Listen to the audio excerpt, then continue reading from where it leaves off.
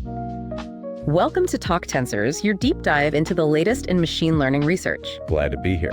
So today, we're tackling a really interesting paper out of KU Leuven. It's called DayVE, Diagnostic Benchmark for Audio-Visual Evaluation. Ah, yes, DayVE. Important stuff. Definitely. If you're keeping tabs on multimodal AI, models that learn from video, audio, text, all that this paper raises some critical questions about how we're actually measuring their progress. Right. The core problem they identify is, well, it's pretty significant. A lot of the existing ways we test these audiovisual models, they might not be testing what we think they are. Exactly. They argue there's often this strong visual bias, meaning the model can frequently get the right answer just by looking at the video without really needing the audio. Yeah, like the example they gave a question about a dog meowing, but the picture is clearly a cat. The model sees the cat and answers based on that, completely ignoring the audio contradiction. It gets the points, but hasn't shown true multimodal understanding. So these high scores we see might be a bit misleading, right? They might just reflect good visual processing, not genuine audiovisual integration. Precisely. And that's where DayVE comes in, diagnostic audio-visual evaluation. The key idea, and this is what I found really clever, is that every single question in DayVE requires the model to use both the audio and the video information together. You can't cheat by just looking. That's the goal. No more free passes for just being good at vision. It forces that integration step. And they built it using some pretty cool data sets, right? Like Epic Kitchens. Yep, Epic Kitchens and Ego4D. These are great because they're egocentric first-person view with lots of everyday actions and sounds already time-stamped. They used a semi-automatic pipeline to build questions specifically testing if sound and action happen at the same time.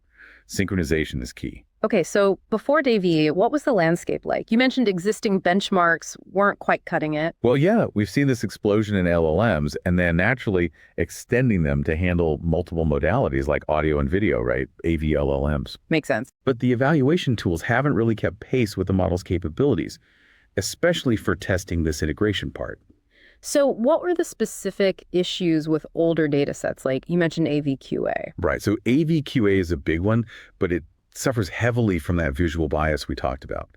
Their figure 2 really drives this. Home models performed almost identically whether they had just video or both audio and video. Wow, so the audio is basically irrelevant for a lot of it. It really seems that way for much of AVQA, yeah. Yeah. Then you have things like music AVQA, which is fine, but it's focused only on music, so it's not very generalizable to everyday sounds and actions. Okay. And others might have restricted question types or different focuses entirely. DayVE's main differentiator is that strict requirement. Both modalities are necessary, period. And this isn't just about static recognition, is it? They also emphasize the temporal aspect. Hugely important. Does the sound happen exactly when the action happens? That temporal alignment is crucial for real understanding. Yeah. Think about hearing glass break versus seeing it break slightly later. Different implications. Right. And a single accuracy score hides problems, doesn't it? Like maybe a model is great at recognizing actions visually, but terrible at linking them to sounds. Exactly. You need to break it down. Sound detection, action recognition, temporal reasoning, the actual cross-modal integration, even understanding the question itself. DayVE tries to help diagnose weaknesses in these specific areas. So DayVE's contribution is really threefold then. The benchmark itself, this idea of breaking down the reasoning into subtasks, and then the actual evaluation they did of current models. That's a good summary. They provide the tool, a way to use it diagnostically, and then show us what happens when you apply it to state-of-the-art models and the results. Well, we'll get to that. Before we dive into the DayVE construction itself, maybe a quick word on the kinds of models this benchmark is aimed at. You mentioned AVLLMs. Sure. So there's been rapid progress. Some approaches try to create these joint embedding spaces where different modalities sort of live together. Think image bind, which then gets plugged into LLMs like PandaGPT or image bind LLM. Okay, unifying representations. Right. Other approaches use separate encoders for each modality, like one for vision, one for audio, and then focus on aligning those representations later. Models like XInstruct BLUP, VideoSalmon, VideoLama 2 fall more into that camp. Lots of different strategies being tried. Definitely. But the common thread was this lack of a really rigorous benchmark to systematically compare them, especially on this core integration ability. That's the gap DayVE aims to fill. Makes sense. It's like building faster engines without a proper dyno to test them. Good analogy. You need that measurement tool. They also briefly mention AV Trust Bench, Just to contrast, that one's more about trustworthiness, whereas DayVE is laser focused on this audio-visual synchronization using those real-world egocentric videos. Okay, let's get into the nuts and bolts. How did they actually build DayVE? You mentioned Epic Kitchens, Ego4D. Right. So the setup is multiple choice question answering, video clip, audio, question, pick the right answer. Standard format. Yeah. But the content generation is the key. They start with those videos, which have actions annotated with start and end times. Then they also use the ESC50 dataset for environmental sounds, things like dogs barking, clocks ticking, They pick 13 specific sound classes from there. Okay, so they have video actions and separate sounds. How did they combine them? Carefully. First, they select sequences of 4 distinct narrated actions from a single video clip. They filter these based on duration, make sure the narrations are clear, check for quality. So you get a little mini story of 4 actions. Exactly. Then, the crucial step. They take one of the sounds from ESC50 and overlay it onto one specific action event within that sequence of 4. They make sure the sound starts and ends precisely with the visual action. So they're unofficially creating that perfect synchronization moment. Precisely. And they try to make it sound natural using fade-ins, fade-outs, volume adjustments. This controlled overlay is what lets them ask very specific questions about timing. But just generating data isn't enough, right? You need to make sure it's good data, clean, diagnostic. Absolutely. They have a pretty rigorous filtering process. First, they use an LLM, Gemini flashlight apparently, to rephrase the original video narrations. Sometimes egocentric narrations are terse, like C doing X. They make it more fluent, like the person doing X. Improves clarity for the model answering the question. Right. And they also use the LLM to check if the 4 actions in a sequence are too similar. If they are, they toss out that sequence to make sure the multiple choice options are distinct enough. Makes sense. Avoid ambiguity. What else? Second stage is visual quality verification. They use a vision language model, like a VLM, to do zero-shot action classification on each little video segment within the sequence. So they ask a separate AI, what action do you see here? Pretty much. And if the VLM's answer doesn't match the original human narration, they flag that segment as potentially visually unclear or ambiguous and remove it. Wow, that's quite thorough. Ensuring both the language and the visuals are clean before even generating the question. It has to be. If you want the benchmark to be truly diagnostic, you want to isolate the reasoning ability, not penalize the model for bad input data. So this careful process leads to their different question types. What are they specifically testing? Okay, there are 3 main types. First is multimodal synchronization. This is the core test. They ask something like, what action happens when you hear the specific sound effect? Since they overlaid that sound perfectly onto one action, the model has to link the sound to the correct simultaneous visual event out of the 4 options. Clear enough. What's next? Second is sound absence detection. This one's clever. They show the original video clip, the one without their artificial sound overlay, but ask the same synchronization question. What action happens when you hear the sound effect? But the sound isn't there. Exactly. So the correct answer is none of the above. Yeah. This tests if the model can recognize when the expected sound action link doesn't exist or if it just hallucinates a connection. It's testing reasoning about negative evidence. That seems really important. Models often struggle with knowing what's not true. Very much so. The third type is sound discrimination. Here, they do overlay a sound, say a dog barking, but then they ask a question about a different sound, like what action happens when you hear the cat meowing? So testing if the model can tell sounds apart and not just react to any sound being present. Precisely. Can it distinguish the specific sound it was asked about from the one actually playing? Again, the answer should be none of the above if the queried sound isn't the one present. Okay, those 3 main question types seem to cover synchronization, absence, and discrimination really well, but they also mentioned atomic tasks. What are those for? Right. The atomic tasks are designed to help diagnose why a model might fail on the main questions. They break down the underlying skills. Like isolating variables in an experiment. Kind of, yeah. So first is action recognition. Just show the model one of the video segments in isolation, no overlaid sound, and ask, what action is this? The choices are the narrations from the other actions in that sequence. It tests basic visual understanding. Okay, can it even see the action correctly? Exactly. Second is temporal ordering. Give the model the 4 action narrations from the sequence all shuffled up and ask it to put them back in the correct order based on the full video. Again, no overlaid sound. Tests understanding of event sequence. Does it grasp the flow of events visually? Yep. And third is audio discrimination. Give the model just the audio track from the full sequence, the one with the overlaid sound, and ask, which of these sounds did you hear? The choices are a subset of the possible overlay sounds. Test basic audio perception. Got it. So by looking at performance on these atomic tasks alongside the main tasks, you can start to tease apart where the model is struggling.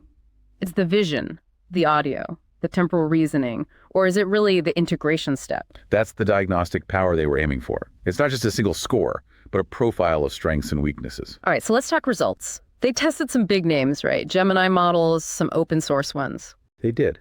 Gemini 1.5 Pro, 1.5 Flash, and some earlier ones, plus models like VideoLama 2, PandaGPT. They use accuracy mainly and LLM as a judge for the open models to handle different output styles. And the big takeaway, how did they do? Well, the headline finding is there's a pretty significant gap between the best models and human performance. Humans scored around 80% accuracy on DayVE in their tests. The best model, I think it was Gemini 1.5 Flash in some cases, was hovering around 50%. Wow, only 50%. That's quite a bit lower than humans. It really highlights that true, robust audio-visual reasoning is still a major challenge, even for these state-of-the-art systems. Any specific areas where models struggled more? You mentioned that sound absence detection. Yeah, that was insight 2 in the paper. Most models did noticeably better on the synchronization questions, where the sound was present and aligned, than on the sound absence questions. So they're better at finding connections than realizing when a connection isn't there? Seems like it. They have this bias towards assuming a correlation. Gemini 1.5 Pro in particular had a surprisingly low score on sound absence detection, really emphasizing this difficulty with negative evidence. What about the atomic tasks? Did they shed light on the bottleneck? Definitely. That was insight 3, shown clearly in their figure 5. Models were generally much better at basic action or recognition, just identifying the action in the video clip alone, than they were at the multimodal synchronization task. So they can see the action. They can often see the action pretty well, yeah. Gemini 1.5 Flash hit, like 73% on action recognition. But its score dropped down to around 48% for multimodal synchronization, using the same visuals plus audio. Which strongly suggests the problem isn't just seeing or hearing. It's putting them together. The cross-modal integration seems to be the main bottleneck right now, not necessarily the individual perception abilities. And did they definitively prove that DayVE needs both modalities, that visual bias isn't creeping back in? They did. That was insight 4, shown via their modality ablation study. They ran the tests again, but deliberately removed either the audio or the video input. And performance dropped? Significantly. Across the board. Gemini 1.5 Flash, for example, went from that 50% score with both audio and video down to about 37% with just video, no audio. It proves you really need both senses working together to succeed on DBE. You can't just rely on one. Okay, that's convincing. Any other key insights from the results? One more, insight 5, came from looking at how performance on the main task changed based on whether the model got the atomic tasks right. They found that getting the visual part right, like action recognition, seemed to give a bigger boost to the overall audiovisual reasoning score compared to getting the audio part right. Interesting. So visual understanding might be like a more critical foundation for the integration step, at least for current models. That's what the results seem to suggest, yeah. Maybe getting the visual scene structure correct is the first most crucial step before you can effectively layer in and synchronize the audio information. So wrapping up the paper's conclusions, DayVE is presented as this necessary new benchmark. Right, addressing limitations like visual bias and lack of diagnostics in older ones. Key findings. Models are still well below human level, especially struggle with sound absence. The bottleneck is integration more than perception. And DayVE genuinely requires multimodality. And the implication is that we need better training strategies, specifically targeting temporal alignment, reasoning about negative evidence, and sound discrimination. DayVE gives the community a tool to measure progress there. They did mention some limitations though, right? Yeah, they were upfront about that. Using templates for questions might limit linguistic variety. It's currently multiple choice, not open-ended generation. They only tested a subset of available models, and the data is focused on egocentric video. So room for future work building on DayVE. Absolutely. Yeah. Open-ended QA, maybe exploring causal reasoning, testing more diverse models and video types, lots of potential next steps. It really puts DayVE in context, doesn't it? This historical progression from single modality AI, like early vision or NLP, towards integrating senses, benchmarks are crucial for driving that. Totally. Think ImageNet for vision.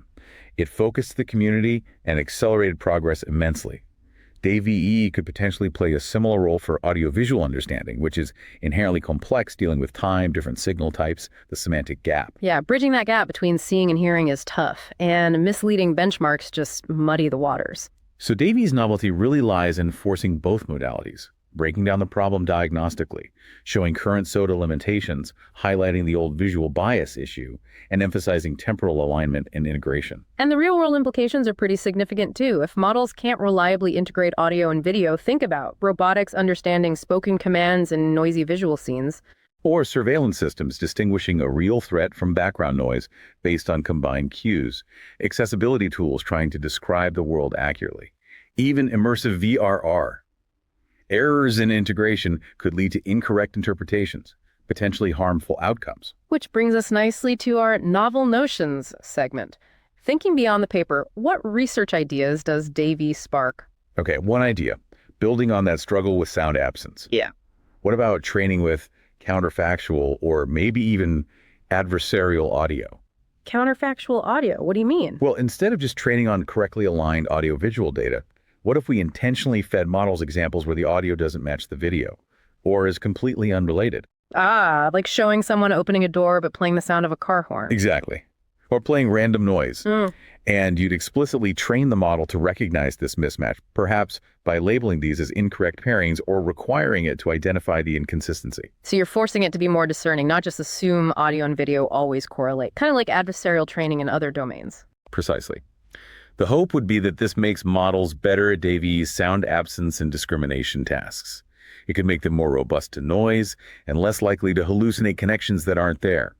Maybe improve performance in those real-world scenarios, like identifying an emergency siren amidst traffic noise. That's a really cool idea. Okay, here's another thought. Maybe playing off the egocentric data DayVE uses. What about embodied agency? Embodied agency. Yeah. Meaning the AI is actually acting in an environment. Yeah. DayVE evaluates models on passively observed videos, but humans, especially kids, learn a lot about sound and vision by doing things, by acting and hearing the consequences.